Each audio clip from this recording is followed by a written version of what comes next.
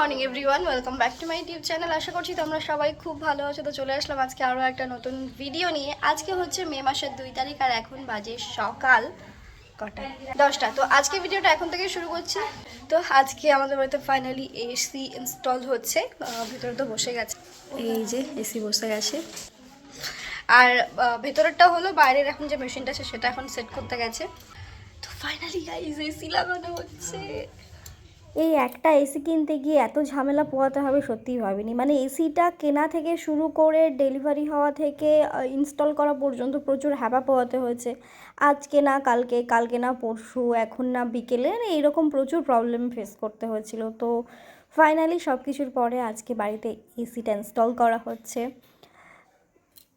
এসিটা লাগাতে আসার কথা ছিল কালকে, তো কালকে ওনার কাজ থাকার কারণে, মানে যে মিস্ত্রি যে লাগাবে আর কি, তো উনি বললেন যে না আজকে হবে না, আগামীকাল লাগিয়ে দেবো। তো আগামীকাল খুব সকাল সকাল, মানে আজকে খুব সকাল সকালই চলে এসেছিলো। আমি ঘুম থেকে ওঠার আগেই 7টায় ফোন করেছিল। 7টায় ফোন করে ঢুকতে ঢুকতে প্রায় 9:30 বেজে গেছে। মানে আমি ঘুম থেকে ওঠার আগেই চলে এসেছে। কি করো তুমি? বাইরে ঘোরা হয়ে গেল। আর এসির আউটডোর ইউনিটটা বাইরে বসানো হচ্ছে। এই যে জানলাটা আছে তার ঠিক ওপরে। অ্যাকচুয়ালি এখানে খুব একটা রোদ লাগবে না, রোদ ঝড় জল বৃষ্টিতেও যদিও কিছু হয় না, বাট আমার না ভয় লাগে যে যদি খুব রোদ পড়ে, পুরো রোদটা যদি এসির ওই মেশিনের ওপর লাগে তাহলে হয়তো ব্লাস্ট করে যাবে বা কিছু, ওই ভয়টা লাগে। তবে আমাদের এসির আউটডোরের মেশিনটা যেখানে লাগানো হয়েছে সেখানে খুব একটা বেশি রোদ পড়ার চান্স নেই, ঠিকঠাক জায়গায় মোটামুটি আছে। এটা পাওয়ার অন, হ্যাঁ এটা টেম্পারেচার কম বেশি, হ্যাঁ এটা ফ্যানের স্পিড, এটা সুইং, হ্যাঁ, যে বুঝতে সুইংটা আছে পেরেছি। সুইংটা। সুইংটা ধরো স্টপ করবো একটা জায়গায় গিয়ে, তো ওটাতেই, ওটাতেই? হ্যাঁ আচ্ছা আচ্ছা। উঠছে, হ্যাঁ, আবার টিপলে অফ হয়ে যাবে। ওকে ওকে, এইটুকু। আচ্ছা ঠিক আছে। এই কুলিং মোড যদি উঠে যায় হ্যাঁ, তাহলে যে মোডে টিপলে কুলিং ওকে। মোড চলে আসবে অটোমেটিক। ফাইনালি ঘরে এসি লাগানো হলো। মা কিছু বলবা না? এসি লাগালাম ঘরে, মানে এগুলো আমাদের কাছে স্বপ্ন আর কিছু না। তো তাই তো, আস্তে আস্তে আমি আর কি বলবো বুঝতে পারছি না। আমার বাবা তো কিছু বলেই না, আর মা বলার ভাষা পায় না। তো ফাইনালি আস্তে আস্তে একটা একটা করে সব ইচ্ছে পূরণ হচ্ছে। দেখা যাক এভাবে কতদূর কি করতে পারি। এভাবে এই একটা একটা করে স্বপ্ন পূরণ করতে করতে জীবন শেষ হয়ে যাবে। হতে হতে সব হবে। হ্যাঁ হ্যাঁ হ্যাঁ, শুরু হয়েছে, সব হবে, আস্তে আস্তে সব হবে। এই চলো ঘরগুলো এখন গোছাই। মানে ওই ড্রিল মেশিন দিয়ে যেহেতু ফুটো করেছিল, পুরো ইটের গুঁড়ো কুচি সব মানে যাচ্ছে তাই ব্যাপার হয়ে গেছে। এই যে এইগুলো এখন পরিষ্কার করতে হবে। এখানে দেখো সব জমাট বেঁধে গেছে, এগুলো সব পরিষ্কার করতে হবে। ও ফাইনালি এসি কমপ্লিট বসানো। তো ফাইনালি বাড়িতে এসি বসানো কমপ্লিট হলো। আর সত্যি কথা বলতে আমি এখনও ভাবতে পারছি না যে আমি বাড়িতে এসি বসিয়েছি। মানে মাঝে মধ্যে আমি ভুলেই যাচ্ছি, যেহেতু ভিডিওর ভয়েসটা আমি 1-2 দিন পর দিচ্ছি, মানে আমি ভুলেই যাচ্ছি যে আমার বাড়িতে এসি বসানো আছে বা কিছু। আর এগুলো সত্যিই আমাদের কাছে এক একটা স্বপ্ন। মানে এত দাম দিয়ে এত বড় বড় জিনিস যে আমি ফিউচারে করতে পারবো, কিনতে পারবো নিজের ইনকামের টাকায়, সত্যি এটা আমার কাছে অনেক বড় একটা ব্যাপার। তো সেটাকে তোমরা অনেকে অ্যাপ্রিসিয়েট করছো, অনেকে সাপোর্ট করছো, তো তাদের জন্য থ্যাংক ইউ সো মাচ। তোমরা এইভাবেই আমাকে আশীর্বাদ করে যেও যাতে আমি একটা একটা করে আমার সব স্বপ্ন ইচ্ছেগুলো পূরণ করতে পারি। আর অনেকের মনেও নেগেটিভ প্রশ্ন আসছে যে আমি কেন বিয়ের পর বাপের বাড়িতে ফার্নিচার কিনছি বা এগুলো করছি।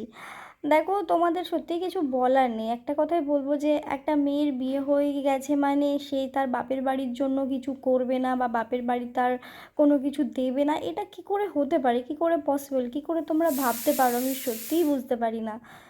আহ, মানে এগুলো তো আমি সত্যিই আমার মাথায় আসে না যে আমার বিয়ে হয়ে গেছে বলে আমি বাবার বাড়ির জন্য আমি কিছু করব না বা কিছু।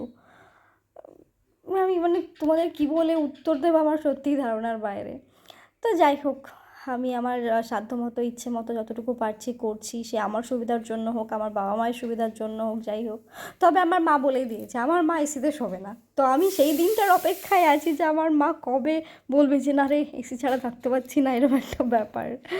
আর সত্যি এটা এমন একটা খারাপ অভ্যেস, একবার যদি কারোর এসির অভ্যেস মানে লেগে যায় তাহলে এসির অভ্যেস ছাড়ানো খুব কঠিন একটা জিনিস, মানে এখন যেটা আমার হচ্ছে আমি খুব ভালোভাবে বুঝতে পারছি। মানে দীপ্তদের বাড়িতে তো এসি আছে, তো ওখানে গরমে থাকার পর না আমার এই বাড়িতে আসলে প্রচণ্ড আমার মানে প্রবলেম হয়। তো সেই কারণেও মানে লাগানো বলতে পারো। তো যাই হোক, এখানে আমি আর দীপ্ত এখন গল্প করছি, এখন আমাদের লং ডিস্টেন্স রিলেশনশিপ চলছে। না না, এরকম কিছু নয়, অ্যাকচুয়ালি আমার কাজের জন্যই তো আমাকে এখানে বেশিরভাগ সময় থাকতে হয়।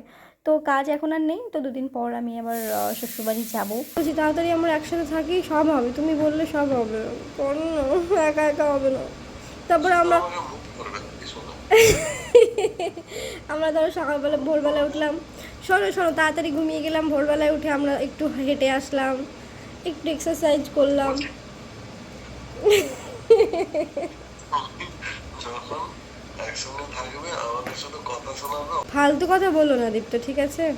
হ্যাঁ এটা তুমি করবেই, কারণ কি তখন তোমাকে আমি ঘুম থেকে ডাকবো, ঘুমোতেও দেয় না আমাকে, এই করে ওই করে না না না না, বলবো না, আমি সত্যিই উঠবো তাড়াতাড়ি। আমার একটা ট্রেডমিল কিনে দেবা বাড়িতে, উঠে দৌড়াবো। আমার বাইরে হাঁটতে হবে, তোমার ট্রেডমিল কি করে? ও মাঝে মধ্যে ধরো ইচ্ছে করলো না, উঠে ঘরে হাঁটলাম।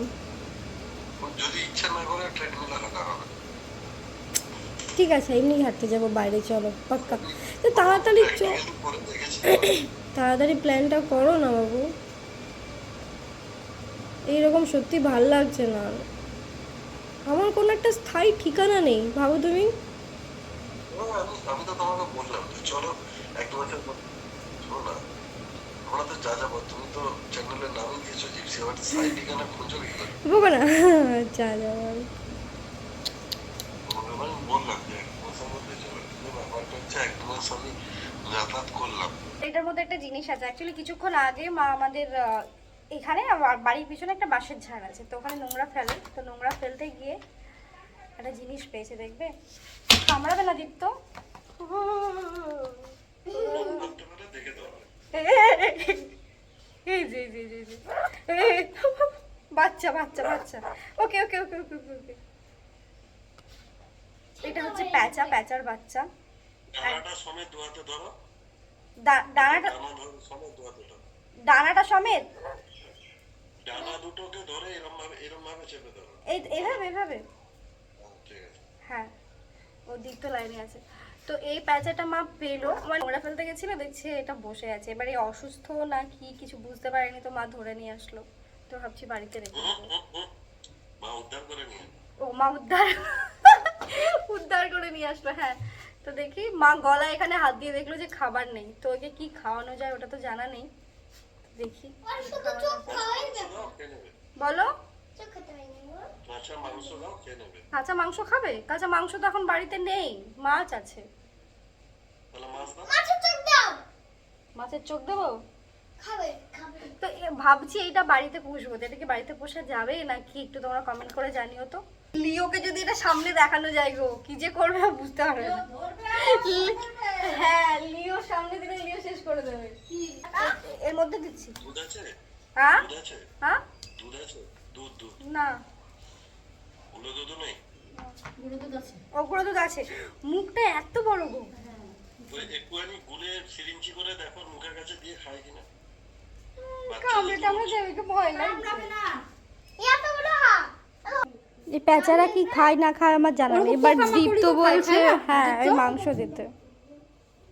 তো বাড়িতে তো এখন তেমন কিছু খাওয়ার নেই, তো দীপ্ত আবার বললো যে গুঁড়ো দুধ থাকলে ওটা গুলে খাওয়াতে, তো মা সেটাই করছে, খাওয়াচ্ছে, বাট খুব একটা যে ভালোভাবে খাচ্ছে তা না, ওই মোটামুটি 3-4 ড্রপ করে দিচ্ছে, তাও খাচ্ছে না, ফেলে দিচ্ছে।